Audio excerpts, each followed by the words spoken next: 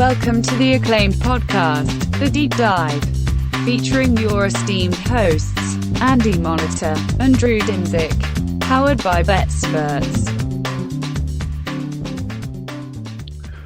Welcome to The Deep Dive. It is divisional weekend, Andy. Many people in the space, many hardcore football fans consider this sort of the holy grail of NFL weekends, the best one of the year, where you have the 8 remaining teams who are all bona fide contenders here, having either won a wild card game or having earned a first overall seed, competing for glory.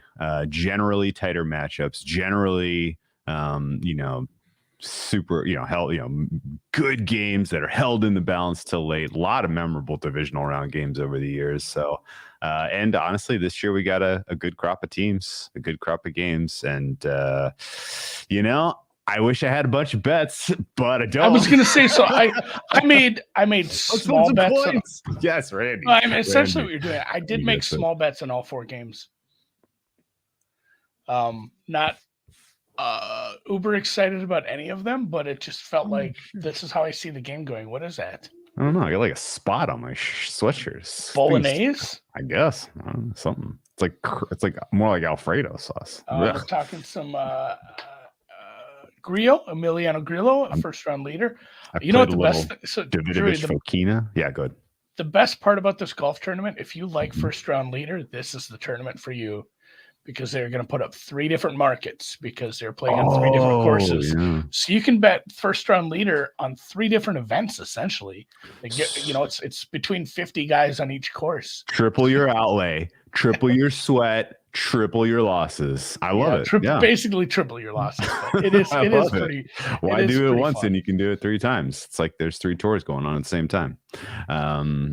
Anyway, for sure. But or do it 4 times on these football games this weekend. These markets are damn tight. I'm not really firing with confidence anyway right now. I had a couple no doubt losers during wildcard weekend, and honestly, like, you do this long enough, you start to kind of see some patterns in your when it comes to betting, and you try to kind of learn from those patterns. And for me, a lot of the time it related to kind of self-evaluation and performance. Like when there's a week like last week and I'm just like, God damn, why isn't the market moving on this information? That should be a sign that it's built into the number. And, maybe you don't have an informational edge because it was known or expected, or it doesn't matter as much as you think. And honestly, the some markets like Cincy, Baltimore, it was pretty clear that the reason that was so resistant all week to really move with the Lamar news is the underlying number was pretty good. It was probably a 6.5 was the right market for that game. I think we're actually just gonna we're gonna keep this short, because we can sit and spew narratives and platitudes about this, but we'll go through every game. But I think I'm gonna be quick, and we're gonna answer questions or just kind of talk with you guys more. Yeah, because it's like, well, the Eagles are off a bye. Well, the market is aware. Well, these teams have played each other 3 times. The market also remembers they are in the division. They've been in the same division for a while. Yeah. Well, did you know the 49ers getting extra rest compared to the Cowboys? I had heard that. Yes. The market has a calendar, so it's tough. Yeah. Did you know Dan Quinn and Kyle Shanahan used to coach in the same team back in the day? Yeah. Did you know that? We should put up for a background instead of this gray one, that Washington Redskins coaching staff picture that I've seen. Yeah, I love that one. I've seen that more than my wedding photos at this point in my life. Real quick post-mortem on Monday Night Football, since we last podcast we did, it hadn't been played yet. I obviously, terrible decision to get involved with the Buccaneers, who were a terrible team all year. But dug our way out.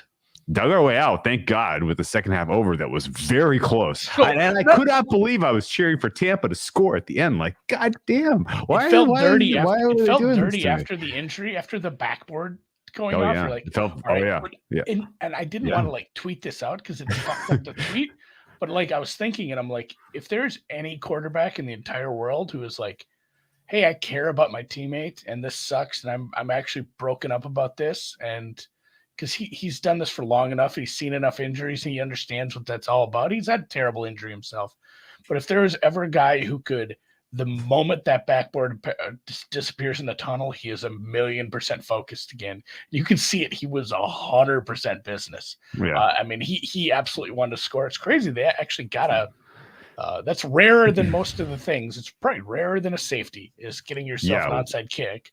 One of the other kind of lucky parts about our second half over, and by the way, second half 3-0. Games. 3-0. I think actually I went 5-0 over the weekend because I was firing on basically everything I fired second half. I had Bills. Went my way. Bills second half. Oh, you went Bills second half? I skipped that game almost all. Did not go well, but everything else we played live. And like I said, when we got into halftime, I had an over 39.5. Yeah, which was not there without the last touchdown. I had the Brady attempts. Again, that was set live a couple times in the low to mid 40s. The other thing, one other thing I wanted to point out, we were very lucky because Gallup did run out of bounds on that one touchdown. Yeah. That guy called a touchdown. Like, okay, I had the sound off. It was like tipped, and so he wasn't the first player to touch it, so it was not illegal touching. Is that kind of the takeaway you got? I have no idea, man. I didn't understand it. Anyway, it was a very fortuitous second half over. But that said, it was a very bad call to get involved with Tampa Bay, considering it looked like yes, they came in healthier than they had been all season, but it looked like they needed about 4 games with that unit to kind of figure out, how to play together again, because it was a disjointed performance from Tampa. Both offense and defense was all kind of out of sorts. And we're kind of bearing the lead, which was Dak Prescott had his best game as a pro. And again, against a decent defense. So what do we do with this information? Well, that is actually the swirling question with both of the handicaps in the NFC. Yeah.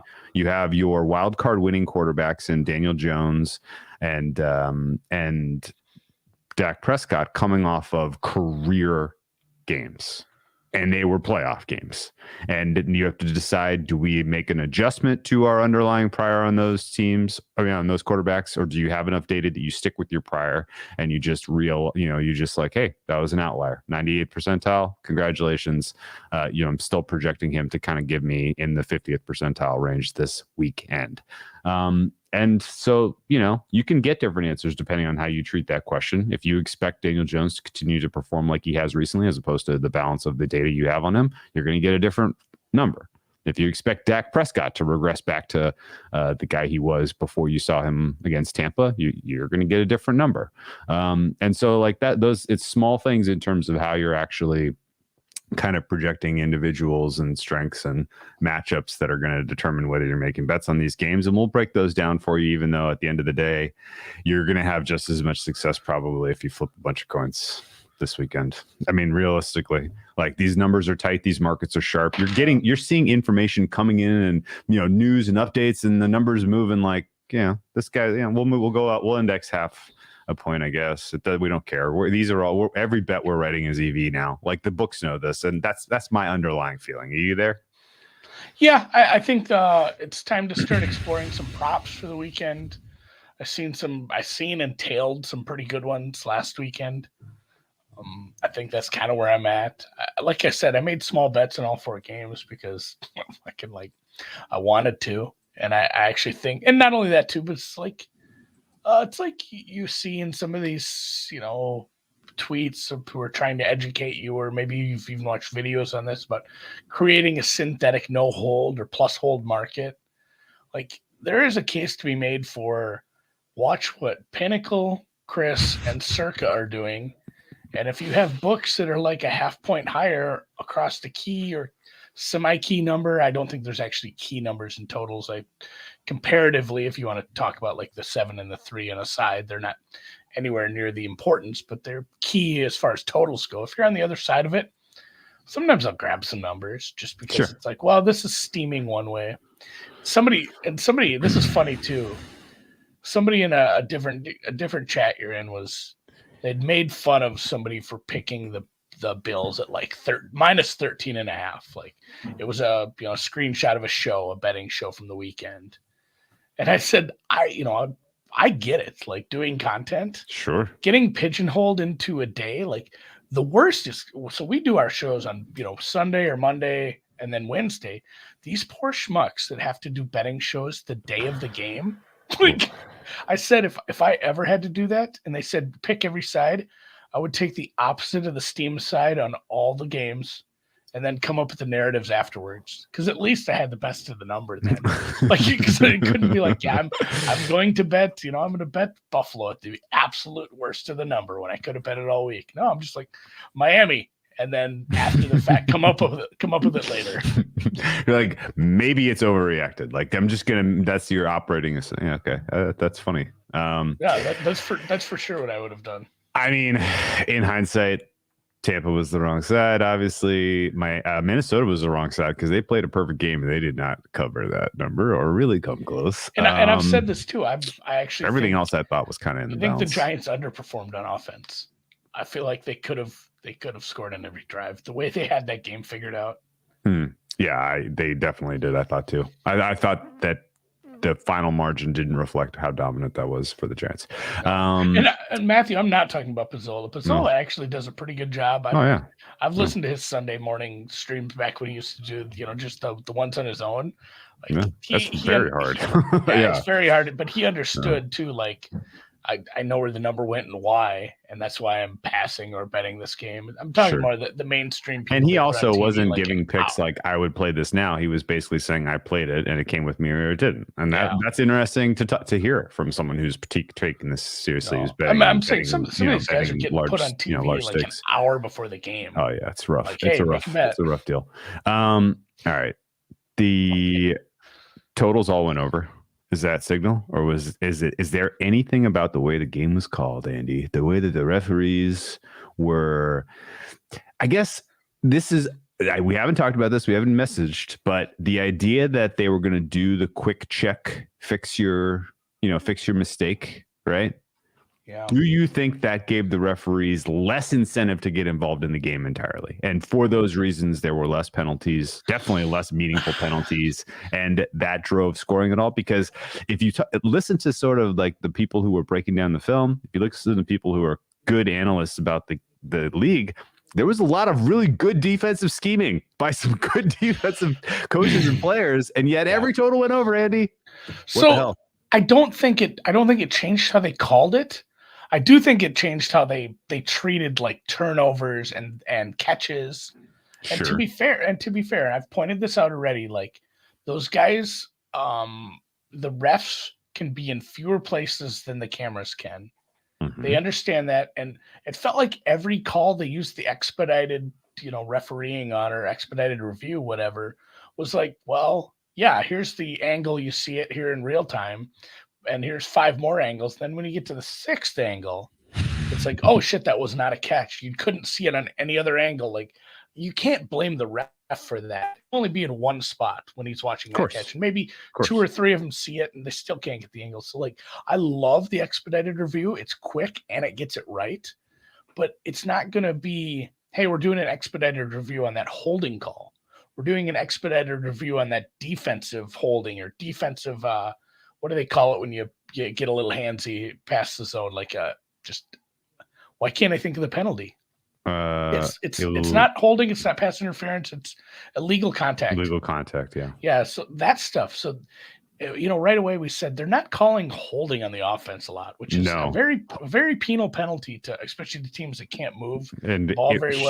Hugely correlated to totals going over and under. Yeah. But first order. Yeah. But at the same time, they weren't calling pass interference on the defense. They weren't. If they were given an ultimatum, a memo, not an points of emphasis, points. Yes. If there were 3 points of emphasis, Andy, one of them was take it easy on the holding, the other one was take it easy on the DPI, and the other one was crack down on the damn. What is it? Player downfield. Ineligible player downfield. Like that. Those were the 3 points of emphasis for whatever reason, and it led to higher scoring games. So interesting. I feel like maybe it was a case of, all right, we can't just tell them to call everything for points.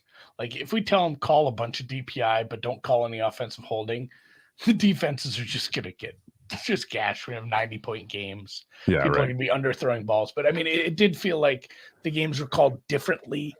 We did see lower totals than than we had in previous years, especially over the last 3 or 4, where it's kind of risen slowly. And I don't think that's what you want in the playoffs. You don't want a 14-10 game. Yeah, So I guess I'm fine with it. Yeah. The roughing the passer on Kirk was hilarious. The final comment I just want to make: I don't want it to be misconstrued. What I'm saying, I don't think the refs did a very good job. Wild card weekend, I thought there was a laughable number of just. What in the hell was that? It was literally just sort of more the style of like what was being emphasized felt like it led to overs. And I don't know if it was because of the, just in general, the way that, certainly knowing that they're going to do quick reviews on you changes the way you operate as a ref, I would guess. Right. Like we know, we know that they changed patterns in terms of we're going to allow a play to go if we think it might be a fumble because we can't review it otherwise. Like that sort of stuff definitely changes the way the refs operate. And so I don't know. I don't have a good answer. I just thought it was a little weird. And Patrick brings up a good point. The turnovers for sure. Like we already reviewed the games. The Miami team, go look at their total yardage. Like that was massive in that game. I mean, for the Chargers, the turnovers in the first half were massive for them getting to the point total they got to. And so turnovers were a big part of it, so maybe we're reading a little too much into it, but I mean, it's not like these games all went over by like a field goal. Right. There was quite a bit of scoring. Right.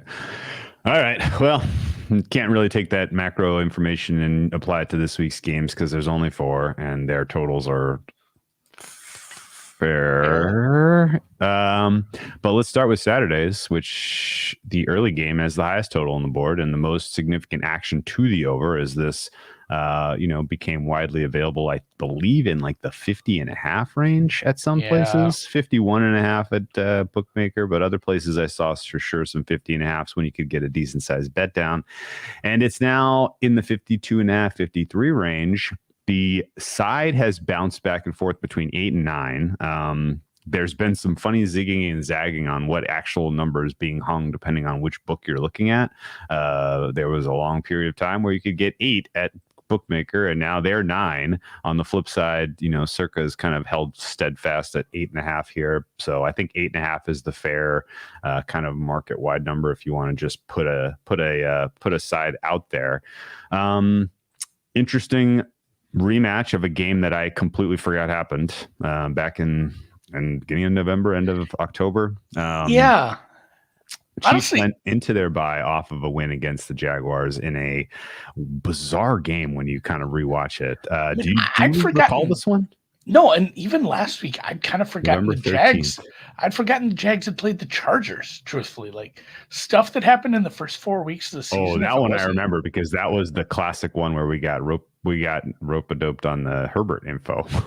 And the total went over because of the garbage scoring by the Jags. Maybe that's why I pushed that in my mind. I'll let you take a swing at. I told you I bet every game, and I'll let you take a swing at what I bet in this game. I will say, I think you have the Chiefs in it. Teasers.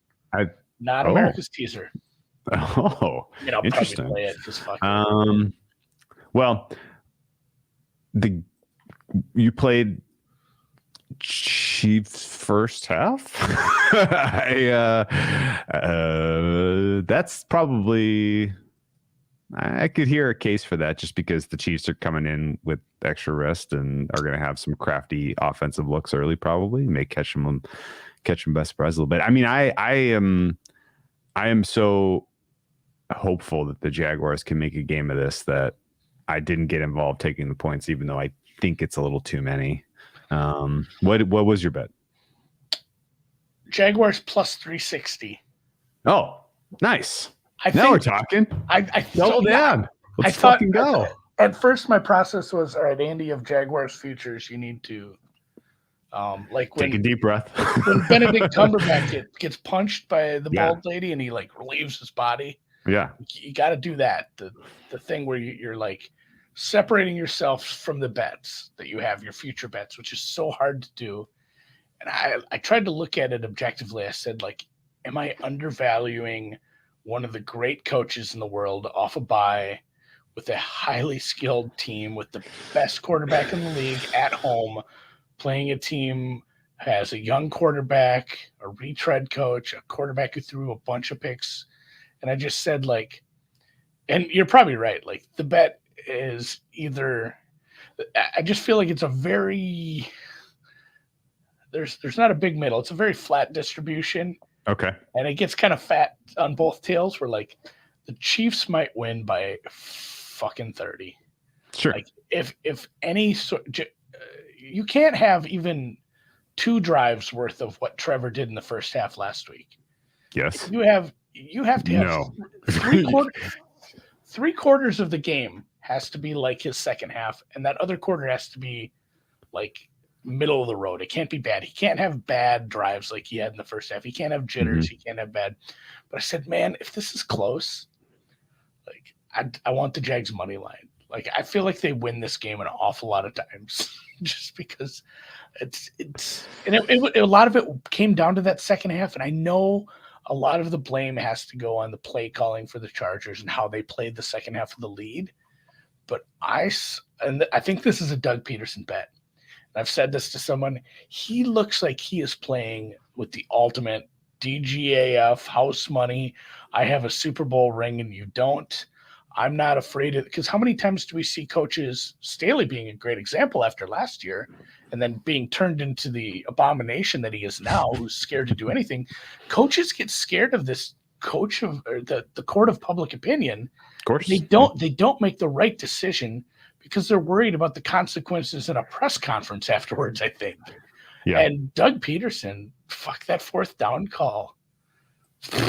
Like, not a lot of guys are running that play. No. Because if that guy if he gets strung out to the edge and stopped, it's like, why aren't you just sneaking it? Why did you get cute? Obviously the Vikings got cute. So Doug Peterson is a match for Andy Reid right now. Maybe not as good of a coach, but he is absolutely not hamstrung by any of that sort of stuff right now. I think the Jags are very live to win this. And I'm not paying juice to bet the Jags is what I'm saying. Of course. All right. You're getting me fired up here because I believe still in the Jaguars having life in this. Somebody listened to the previews. Yeah. You did compare him to Cincinnati. Yeah, you squinting hard enough, right? And honestly, the path to victory for the Jags in this game, Andy, you know what the most likely path to victory is? It's last year's AFC Championship game. Yeah. Literally. Like, you need the Jags to absorb the best shot that the Chiefs have coming out of the gate. You need them to make some stupid clock errors going into halftime. You need to make some good adjustments on defense coming out of half and play comeback. And then, you need Pat Mahomes and Eric Bieniemy to get into a fist fight in the locker room, and the Chiefs offense to come out with no juice. And then you're in this game. But in seriousness, the path to beating them literally is keep it a lower scoring game, absorb their best shot early, so that they don't have time to make adjustments on you. And then, look to try to come back on this team in the second half and have the ball at the end of the game, have the ball last. Like, that is your best chance of getting a win in this spot. And lo and behold, Chiefs, what were they, 7.5-point dogs? I mean, the Bengals, 7.5-point dogs in the AFC Championship game last year. So similar sort of market, similar sort of total.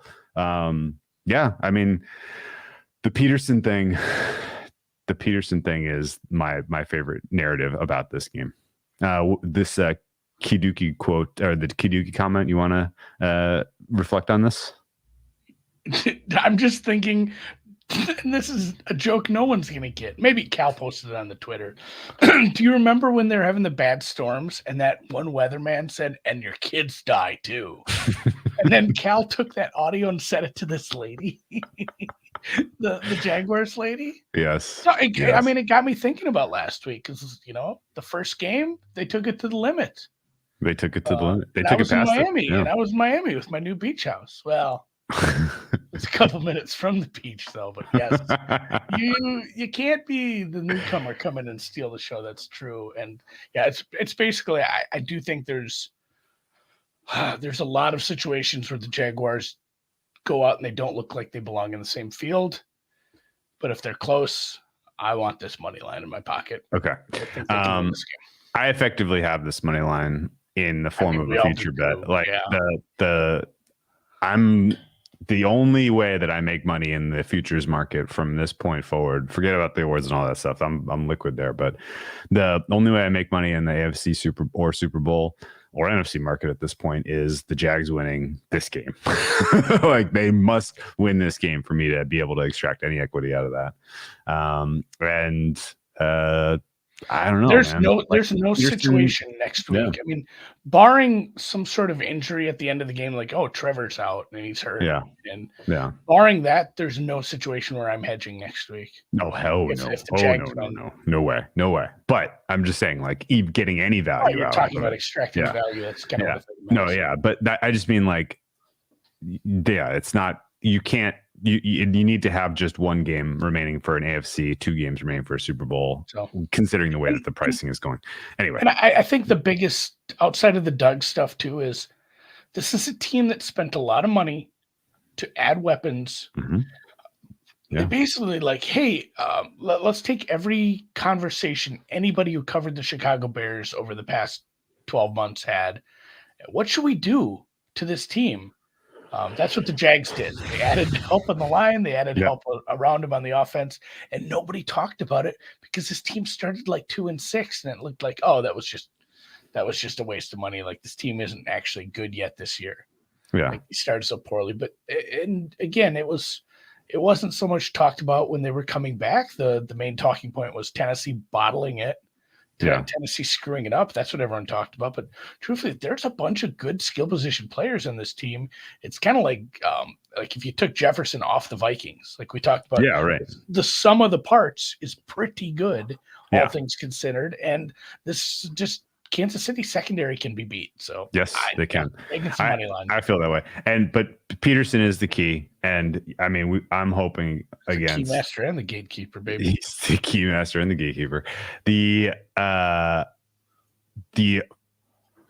record he has put together as a playoff coach to this point in his career, it's freaking amazing. Like last week inclusive, covered every game he's been in with the exception of the McCown game where he tore his hamstring.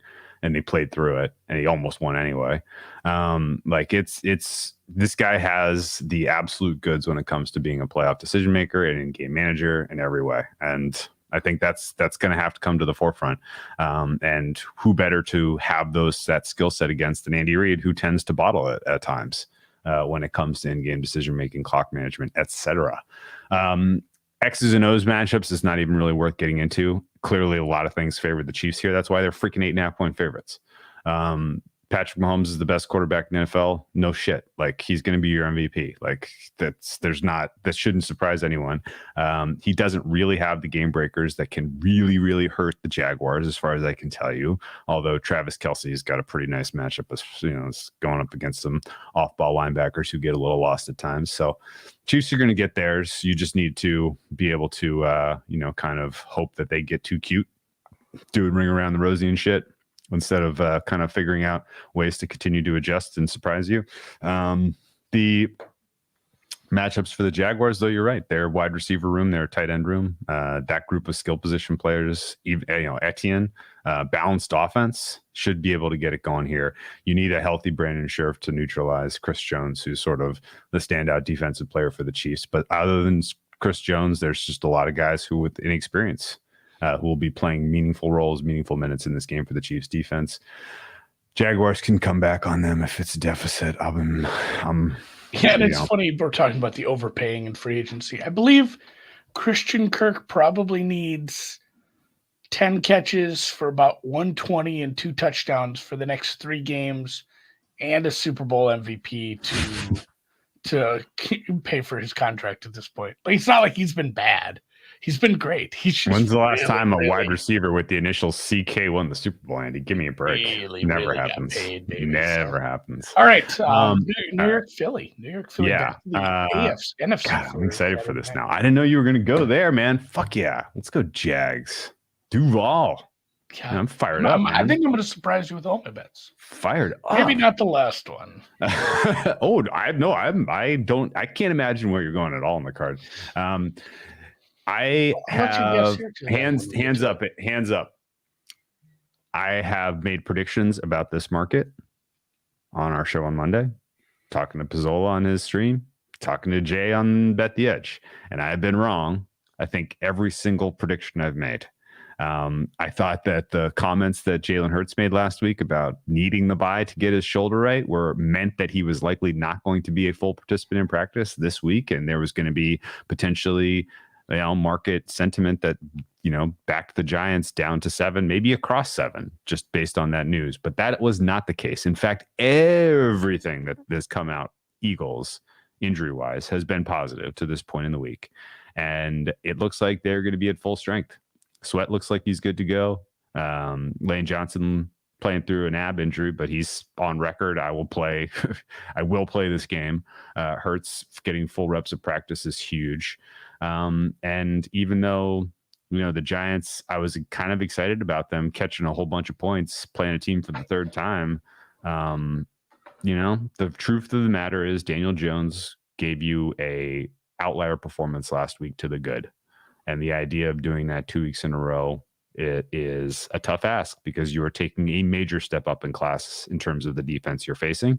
And he just doesn't really have the horses. Like, a lot of people have gone out of their way to kind of gloss about the emergence of some of the weapons for the Giants, but it's just because you have to say something about them. And that's the thing. But they're actually not that good.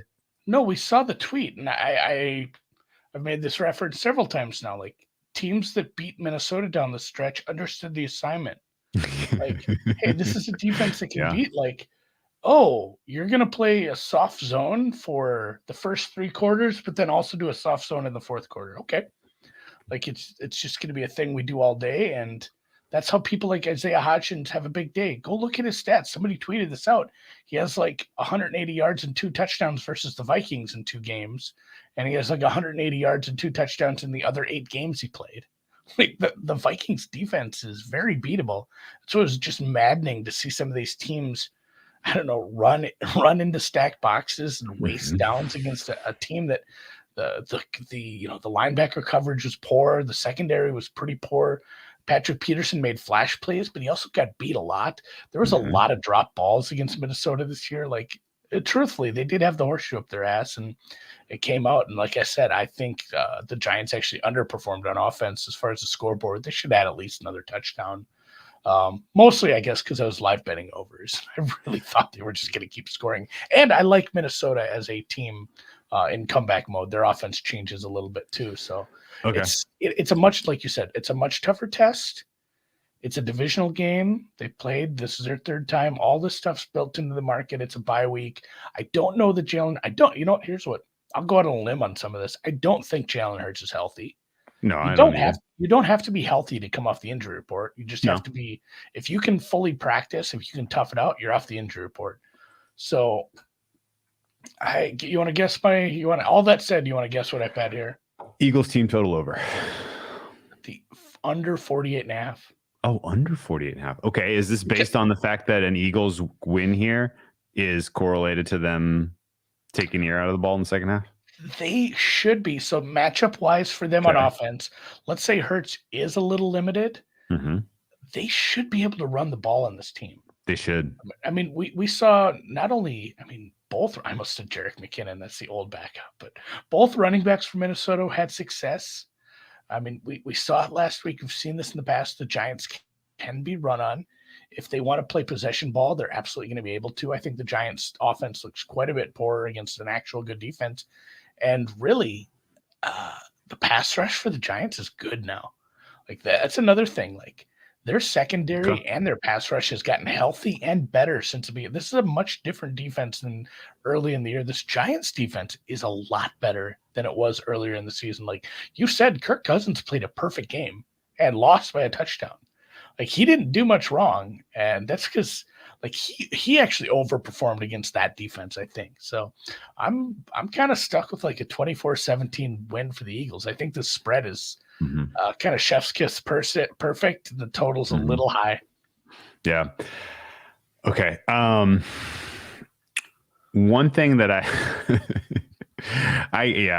can't. I get it. Like, and again, these are all small bets. Yeah. I'm not excited. Yeah, no, I get it. And actually, like you describing it, pointed out, I think a lot of game states, more than 50% of the game states that clear this under pretty comfortably, right? A game state where one defense does its job well. This is going under. A defense where both defenses do their job well. This is going under. A defense where, a game where the Eagles offense does their job well. This is probably going under because they're going to be able to just completely wipe out the third and fourth quarter. So I hear what you're saying. The game state that threatens the over is that the Giants offense succeeds in the Eagles answer. And this turns into a score and answer type of deal. Yeah, no, at that point, I'm just dead. At that point, you're just dead. So who cares? And by dead, I mean like 60 points dead. Yeah, right. Not even close. Your point about the Eagles should be able to run on the Giants, you know where there is some support for that? On December 11th, the Eagles played at New York. Do you want to guess what their EPA per rush was in that game? And just for context, you know what a good EPA per rush in a given game is, by the way? Anything positive. Yeah, honestly, not negative. Not negative is a good EPA per rush. Yeah, I was gonna say like a 0.12. A 0.12? It was 0.65. Like we're talking 99th percentile of the entire season of games. It was one of the most like eye-poppingly good running games that any team has had against an opponent all season. Well, and I think maybe even get a little more, not granular, take a zoom out. And when you really think about what EPA per play means, that means every time you ran the ball, you expected to add 0.6 of a point. So if you ran the ball 3 times in a row, you should score 2 points based on that one series of downs. So, I mean, if you're able to run the ball 10 times on a drive. What was your favorite Pat Mahomes game this season? Was it like at San Francisco where he scored 44 points? I didn't have like a favorite game. I had a lot of favorite moments, I guess. Okay, because in that game, Pat Mahomes EPA per pass. I'm pulling it up now because I feel like it's going to be in that ballpark, right? Pat Mahomes' EPA per pass in that game was 0.64. They did better running the ball every time they handed the ball off or scrambled in that game against the Giants than Pat Mahomes did in the game where he threw for 500 yards, 500 something insane yards, 417 yards against the Niners and scored 44 points. That's how good that rush was. And this is just me thinking out loud. I bet I wonder what Georgia's offense was putting up when they ran the ball against TCU. It was a big number, I'm sure. They were averaging like 11 yards. I'm sure. For a while. And yeah, like people are pointing out, that's an amazing passing EPA. It's crazy to say that in that game, handing the ball off, best single game. Yeah, handing the ball off was more effective than Pat Mahomes' best game of the year in that one game. So like, it's funny. Yeah. So I mean, just we love the Giants coaching staff. That's part of my reason I like this under. They've done an amazing job getting this front four working in tandem, and I think the pass rush is good. I still worry that they're going to be a little susceptible to the run schemes the Eagles are going to put out, but I think it's going to be a lower scoring game again. Just if we were doing like Twitter tout bullshit, these are leans. Like, I'm not putting much money on this. I wanted to have some action. I wanted to have something to talk about. So, the guys that were available for that game, by the way, it's all the same Giants except for no Xavier McKinney and no Adoree Jackson. It was the same front four. It was the same linebackers. And you know who like the number one culprit is, by the way? Freaking Jalen Smith, man. He is taking some bad reps for this Giants team as a linebacker, and he is going to be out there for 100% defensive snaps this game. I think he's going to have his number called quite a lot by Nick Sirianni and that that offensive minds hive in Philadelphia that's done such an amazing job this season of crafting game-specific game plans. So Shane Steichen, I couldn't come up with the offensive coordinator's name. So, anyway, I think the Eagles, oh, wow. That was 0.93 EPA per pass. That's a big number. Oh my God. I mean, he's Mahomes' age. Yeah, that's a good point. The Mahomes of college football, Stetson Bennett fourth. That's what people were calling him all season long. Anyway, generally expecting the Eagles to get this win. I've talked myself all the way off of, like, basically on the good injury news. I've been like, God, man, this should be higher than 7.5. I think it could go as people kind of digest player availability. Do you secondary for the Eagles going to be 100% healthy? You got to read on Maddox and CJ Maddox, no. I think my guess is Maddox, no. CJ yes. Okay, that's fine with me. I like CJ better anyway, so hopefully he's there. If both miss, then your under's in a little bit of a sweatshop spot. Yeah, Daniel Jones, congratulations on getting this far in the playoffs. No one believed in you, including those of us on this podcast, but you did it. I think that they've built enough that this turns into a 3-2-1 Cancun at some point, if it's out of reach in the second half, instead of like dig down deep and really get us back in the game. So under is a fine look. No opinion on this one really. Otherwise, let's move on to Sunday. Oh, I didn't know CJ played all the snaps week 18. That seems stupid. Why'd they play week 18? I was not paying attention to that. Bengals and Bills. We have a funky market here that is being influenced presumably by two factors. One is injury news for the Bengals offensive line. The other is weather. This could be a gross one. We're looking at potentially some wind, maybe some wet winter weather, a la the conditions that this injury, like the weather report looks like the Bills Jets game, if you remember from December, like mid 30s and wet with wind. So we could have ourselves a little bit of a tougher contest in terms of really putting scoreboard pressure on this total at 48 even.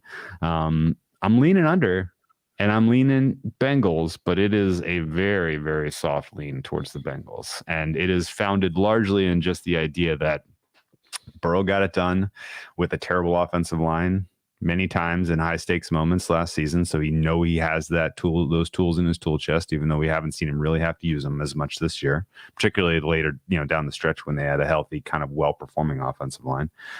He was able to overcome giving up 4, 5, 6 sacks a game.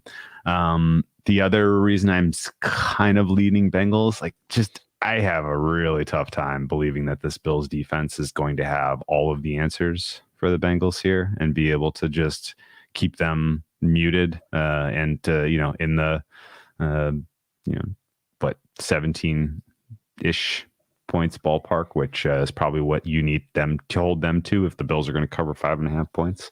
What is some of your read as we've seen this market mature from what we all thought was a pretty fair Bills -3.5 open with a healthy Bengals offensive line to where we stand currently?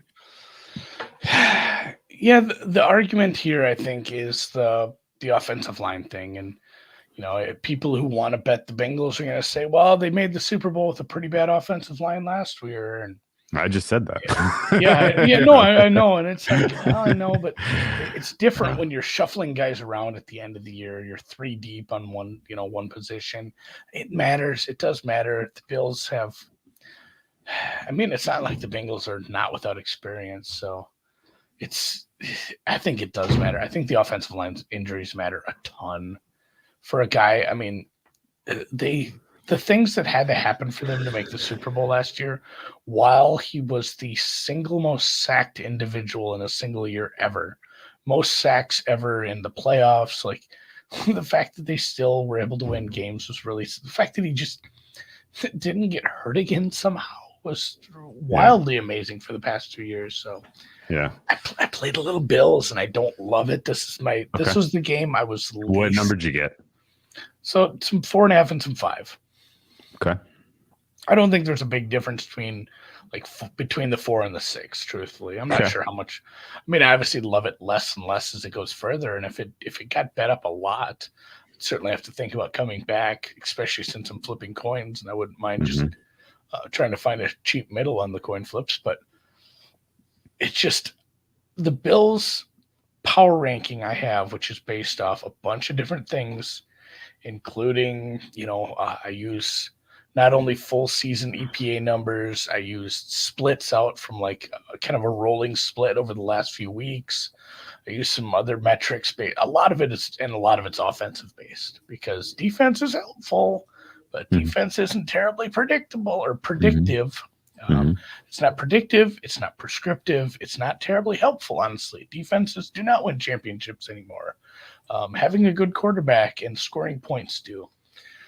So I did play some Bills because my power numbers are telling me that if I make any sort of adjustment for these injuries, this offensive line, this probably coaching mismatch, I'm apt to play the Bills here. And then if you want to make me go down narrative street, it felt like a look ahead spot. And again, they really, anything that Miami did was begot by things that the Bills did wrong.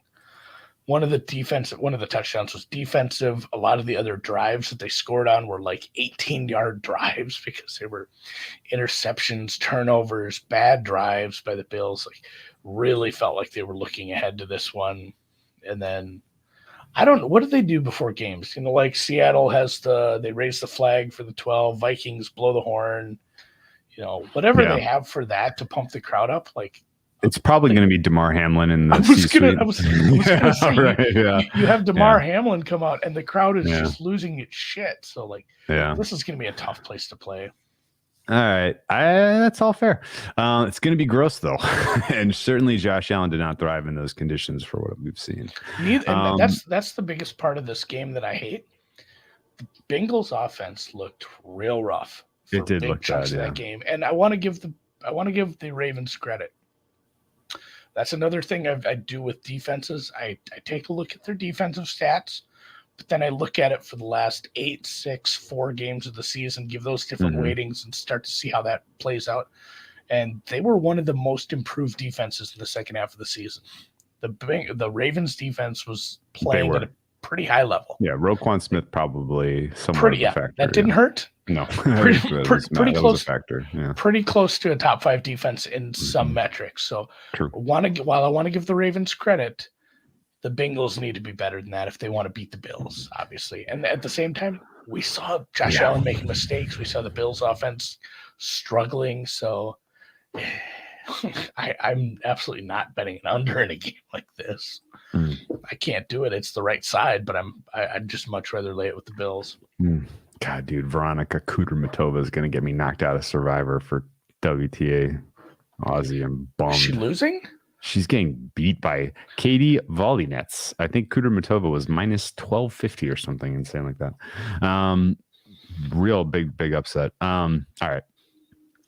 Buffalo, the questions for me swirl around what is going on with their offensive approach to this game.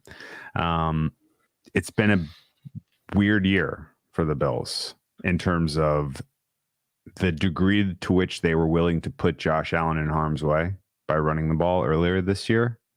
It felt like there was a lot of designed runs. It felt like he had kind of carte blanche to put himself out there and really kind of go get the hard yard. He injured his elbow, and that didn't really stop them from calling some designed runs. Like he was still, getting calling his own number a lot.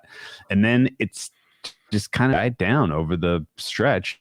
And some of it was the way he elected to defend him by spying on him more aggressively. And some of it is just the play calling isn't giving him those awesome lanes that existed when, what Dable was calling last year and what, Dorsey was calling towards the beginning of this year. Like you want to give the guy great passing opportunities if his guys can win 1v1. And in the absence of that, you want to give him a clear lane so he can scamper for 12. And they haven't really been able to pull that off for whatever reason. I'm not super encouraged by the number of snaps that Cole Beasley's getting. He looks pretty washed. Not sure how effective your wide receiver duo, as amazing as Stephon Diggs is. Like, I'm not sure you're consistently beating a good secondary here with outstanding safety play, which can double Diggs. Knox has slipped. The passing attempts to the running backs have been mixed to bad. And yeah, like I don't get really what the Bills are trying to be offensively right now. And what you don't want is to be up against some elite AFC team and be trying to figure it out.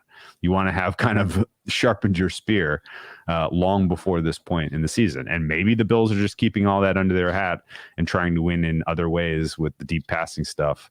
But Josh Allen taking a lot of chances in that game against the Dolphins that he didn't need to, but he couldn't help himself. Holding on to the ball too long. He got sacked 7 times, which still is amazing to me. It's weird that they're not kind of they haven't round their way into form the way that they did last season. Maybe that was just they caught lightning in the bottle, and it's tough to do it twice, but it doesn't look like the same team that we saw last year to me. That said, I'm prepared to be wrong, but I think the weather is a neutralizing factor in this game, surely.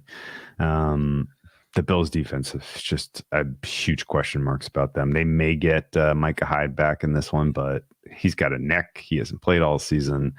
I'm not buying into those narratives again of a guy coming back who hasn't played all season, all of a sudden being like a meaningful impact player, particularly at that type of position where communication and kind of feeling your role in the defense is so important. So yeah, that's basically why I'm leaning Bengals here. It's soft. I'm prepared to get smushed as Joe Burrow gets sacked 6 times in the first half. But if I'm playing, and again, this is the same thing. If I'm playing the Bengals, I'm playing plus whatever 220 or whatever it is. Of course. So here's a question for you. I mean, even if you want to take the points, I would seriously consider putting a little bit on the money line. Of course, yeah. Oh yeah, for sure. The key question I guess I still have is wait until halftime. Count on Lou Anarumo to make some adjustments.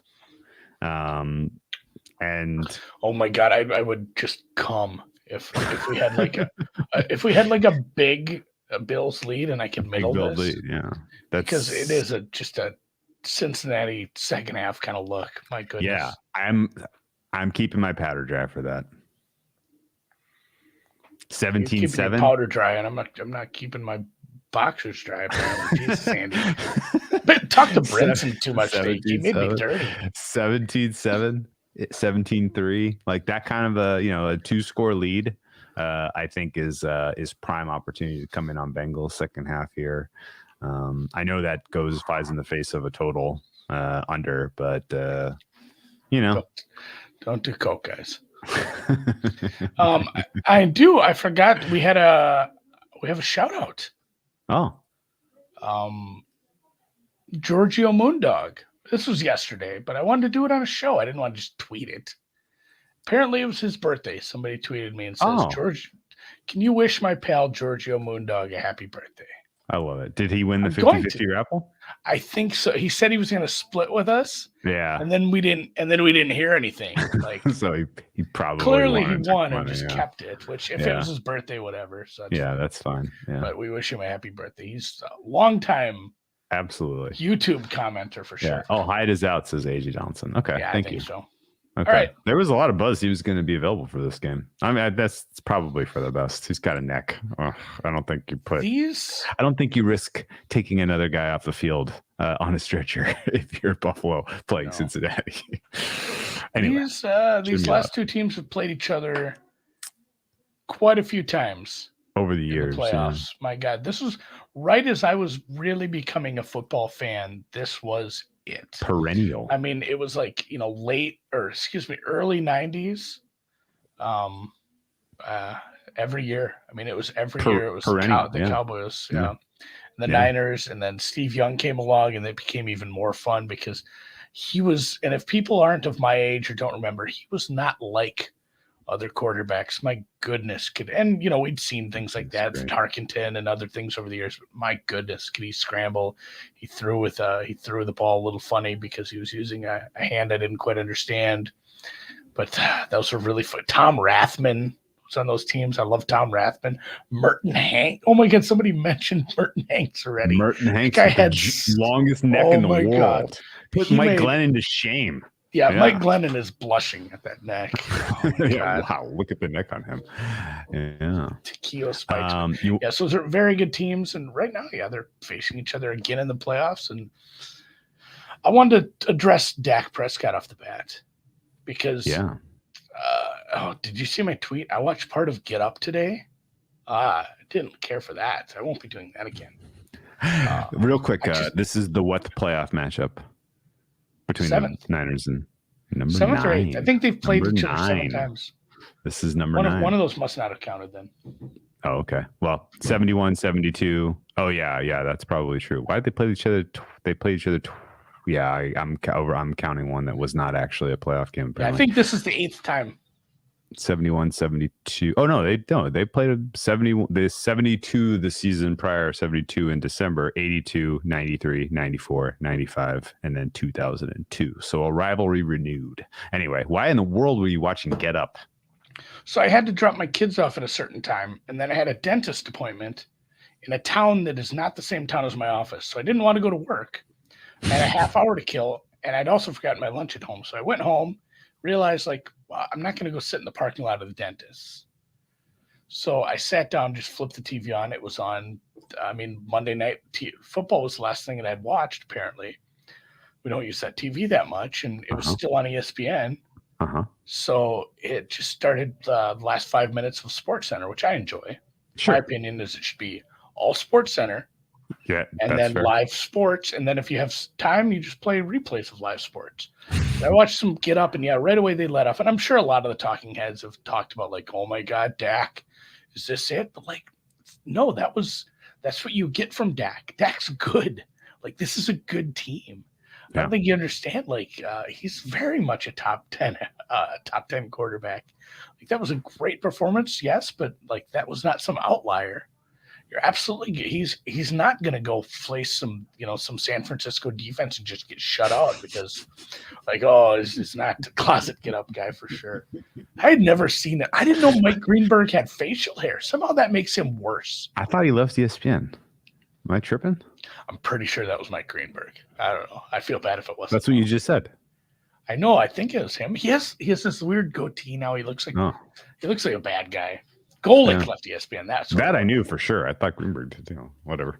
Anyway, this show's not for us. So I'm not surprised that you don't watch it. But the big talking point today was oh my God, can you believe what Dak did? And the answer is yes, I can, because he's a good quarterback, and he's got a much tougher test here. Surely, they're still gonna get there. It's still a good enough offense.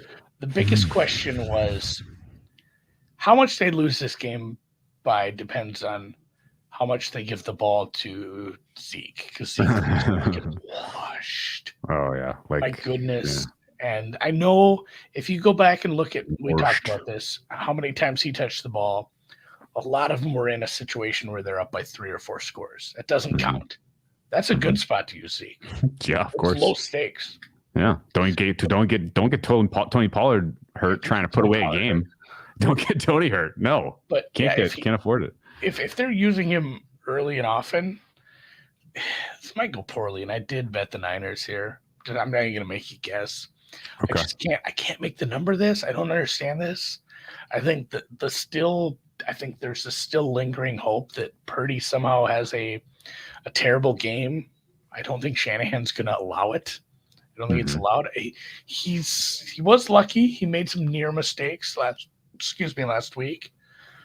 There was interceptable balls. There was maybe some poor pocket presence at time where he was stepping into pressure and somehow got away with it a couple times.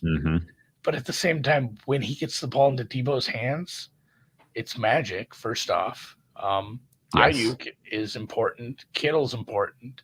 You have two other running backs. We haven't even mentioned maybe one of the best players in the NFL on the offensive side, Christian McCaffrey, who continues to Oh, I thought you were going to say Juice Check or Trent Williams, who are also among the best players in the NFL at their positions. You have the best, the best fullback in the NFL probably. I like Ricard, but Juice Check is a fullback who can go out on 15-yard outs and toe tap on the sideline as well. So they just have so many good weapons. So even if the Cowboys have a decent game, riches. Yeah, even if the Cowboys have a decent game offensively, I don't understand.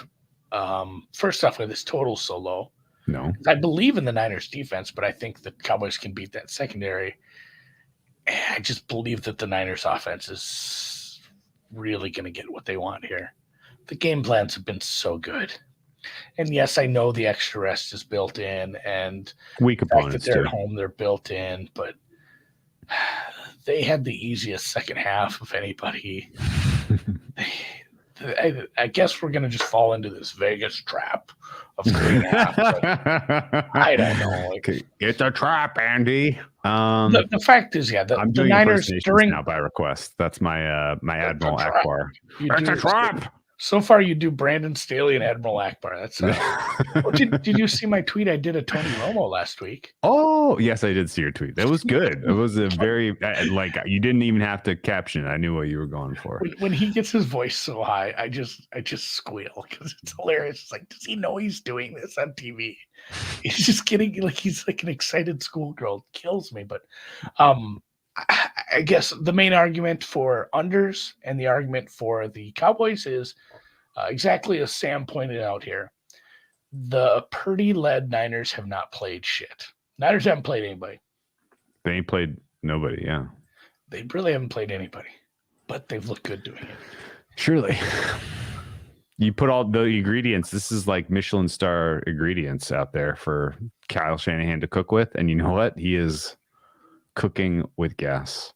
Brock Purdy seems to fit his system like hand in glove. It is just absolutely perfect.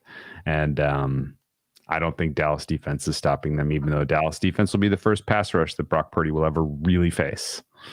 The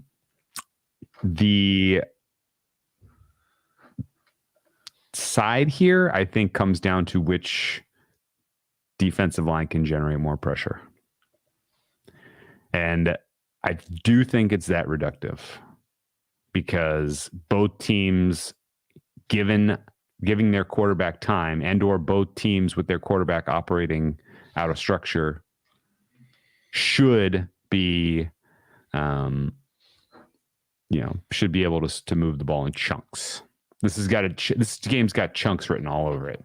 This is a live over bet if it looks that way. This game's got chunks written all over it. Goonie chunks all over. Right. That's a good impression. Yeah. He's crying and I went to the theater and I had that was an excellent scene. I watched the Goonies recently. It holds up phenomenally well. The chunks are the name of the game here. We didn't mention that with Dak. Dak's running game was pretty good last week. Superlative. It was superlative. He can evade pressure, surely. But, again, like a little bit of turnover on the offensive line for the Cowboys. No Jason Peters here. The Niners offensive line could potentially use Trent Williams to take Micah Parsons out of the game if Micah Parsons is lined up on that side of the field. I don't know. Whoever wins the 1v1s here is going to ultimately win the game. I looked at last year's playoff game pretty carefully just to try to remember like what those coaches come in with in terms of just what was their angle of attack. The Cowboys was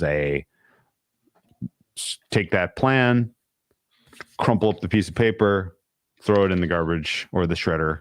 Do not even go back and revisit why you thought that was going to work because it was a terrible plan. The degree which they got Tony Pollard and CeeDee Lamb involved in that game was laughably low. And I think the plan went to hell in large part because the Niners defense got so much pressure.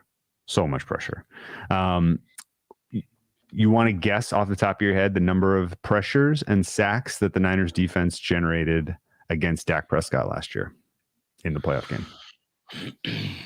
11. 11 No, that wasn't that many. 4? Was it low? No, they got a shit ton. It was. That's what It was. I thought you were trying to confuse me. Like No. The Niners defense. I'm saying won their. They won their. Yeah, they just. They played well, Drew. All right, you had. They played extremely well. Yeah, they played extremely well. In total, we're looking at. Jesus Christ! It was so many. 6, 10, 12, 13, 14, 16 pressures and 5 sacks. 5 sacks. 5 sacks and 16 pressures. That's 11. It is 21 total. That's a lot, man. Yeah, good guess. So 16 pressures, 5 sacks for the Niners. Dallas, you want to guess what they managed in that game? Not as many? Not as many, no. Yeah. 0 sacks and a paltry 6 pressures over the balance of that one. So that, I think, was effectively how it went last year. And I would guess that similarly, you can expect this year's game to break along those same lines. I don't have the answer as to who's going to win more. My guess is it's probably the Niners, but the Cowboys played last week's game like they had taken all of the good things that they did all season long and put them in a bottle and said, we're saving them for the playoffs. Yeah. And they were amazing. The problem I have going back to the well with the Cowboys in this spot is that Prescott has not shown you back-to-back. He has had very tough time putting 4 good quarters together this season, let alone back-to-back games. And so, tougher environment, tougher defense, a lot of reasons to think he regresses to a degree. But still a chunky game. And I think over 45.5 is a good bet. And how does this stay under? The Niners are very successful early. Red zone turnovers. And then use their running game to control the game late. But even then, their run game should be so successful.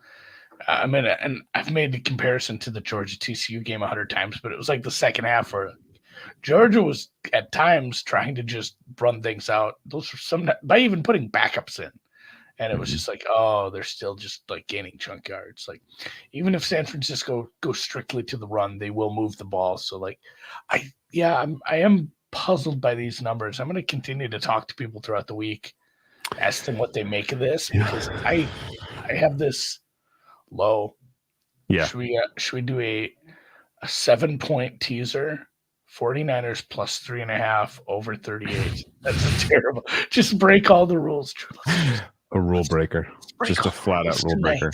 I am again firing not from a place of confidence, but in the NFL right now, which is why I was like, yes, let's get some over. Let's see what happens when the limits go up. Limits go up down to 45.5. I was like, I guess I'm maybe wrong here. There clearly is potentially something about this game and this matchup that somebody is seeing. And, if it's red zone turnovers, if it's field goals, not touchdowns, if it's, Brock Purdy turning into a pumpkin because he's playing a tougher defense, like all those things are possible, but I still don't see it. This looks like an over game to me. So probably going to have a little bit of that, but I still haven't bet it yet. I don't know what I'm waiting for. I mean, it's not going to go down any more than 45.5, is it? I don't think so, but like I said, this market has me very flummoxed, and I guess maybe it does, but yeah, if it goes to 45, I haven't bet this total, but if it goes lower, I'll probably bet the over. If it doesn't, I'll probably bet the over.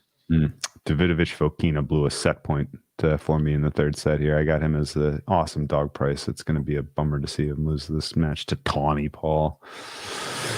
All right. I don't have any more football thoughts. Excited to do some halftime shows. We're going to do the let's do the night games. That was fun. Okay. You guys were great. NFC only. The chat was hot, and NFC only, huh? We won our bets. Okay. I dig it. Very good. People are requesting an Ed Orgeron.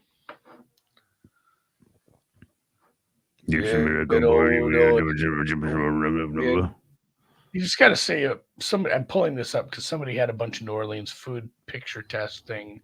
Hell's on the jambalaya, the crawfish, the boudin, the remoulade. For Christ's sakes, good Lord. Yeah, she's not gonna win. Beignet, boy. That was a bad break. That was a Remember when break. he was creepy with that girl though? Oh, that yeah. was a bad idea.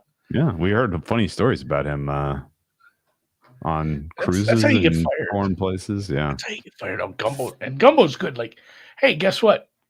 If Andy wants good gumbo, he has to make it himself. There's not a good gumbo place in Stewartville, Minnesota, by the way. So that's something to put on the list. I can get good sausage, good rice, and obviously I know how to buy celery. So I'm going to do some jambalaya here soon. You know, this and Drew, you would not understand, even though you did grow up in the Northeast, but this is the time of year where you have to cook warm weather foods, so you don't go full, Yeah, just not chili every day. You can't do chili every day. Yeah, you can't do chili. My office is too small for that, but you can't. You go full. How about some French onion soup? Oh my God! Not only that, but I have the special bowls. Like my wife hates this that I have because they take up a lot of room and you use them like 3 times a year. But I have special bowls just for that. But yeah, if you don't have some warm weather food, you will go full Jack Torrance and it turns into the Overlook Hotel. So yeah, I'm gonna do a down south boil. I'm gonna do some jambalaya. We'll do some hot some jerk chicken. Ooh, I actually have like Jamaican friends who go back to Jamaica a few times a year. They can get like the good shit. Like they bring up the real spices. I gotta go see those guys tomorrow. Sounds good. Lasagna soup. Well, that all sounds great. Cream Corn asks, how do we feel about Linda Furtova? Winter quarter, could she beat Ons? She could beat Ons, but then everything else out of that quarter is like the path from hell. You don't really want to go up against any of those players in their current form, including and most notably Arina Sabalenka, who playing with their food out there. Yeah, I already have that bet. Which one? Oh, Furtova? Furtova to win her. Yeah, you do? Furtova to win her quarter. Oh, okay. What was the price? 50, I think. You need help and you need it quick. Yeah, I mean, other players who are good. Yeah. Well, I think she's just gonna redline and she's I mean, what are the odds somebody weird wins a major on the women's side? Somebody unknown. I mean, over the last few years. That's never happened, really. That I can think of. No, the problem is that she's got to go through informed players who are firing right now. Yeah. Good. Yeah. Oh, yeah. Tough. Steel serpent, steel, guys. I'm not even sure Hans gets by Vondrusova. So Vondrusova. I need to work on my pronunciations for the women's European names. You know what's also funny? Like I listened to the WTA website where they pronounce their own names, so you can try to say it like they say their own name. They changed a bunch of them. I really listened to a bunch today. They have updated some of their own name pronunciations. So it's a moving target saying some of these names. All right. Let's call it a week. Like we said, we'll reconvene here for Saturday and Sunday night games, do a little halftime love with you guys. Hell yes. As always, subscribe to the channel. I'd like to see that number go up. Hit the thumbs up. That's not that fucking hard. My God. Well, I mean, there's like 100 people watching, and I don't have 100 thumbs up. What are you guys going to do? Where's Sean Payton going? Wherever the fuck he wants. Maybe nowhere. And yeah, he could sit out another year. It wouldn't surprise me. But the asking price is steep, and a team has to be sure. But I believe it was Kevin. Maybe it was Kevin Cole or somebody laid out a pretty good what he's worth compared to a first round pick, especially considering the salary of a coach does not go against your cap. Him getting older, coaches very rarely get injured and miss time. Although of all the coaches we know, Sean Payton is someone has missed time. Who has missed some time. He did get a year for suspension. So, we'll dig a little more into coaches in overtime on Saturday. I'll have some thoughts by then. I like it.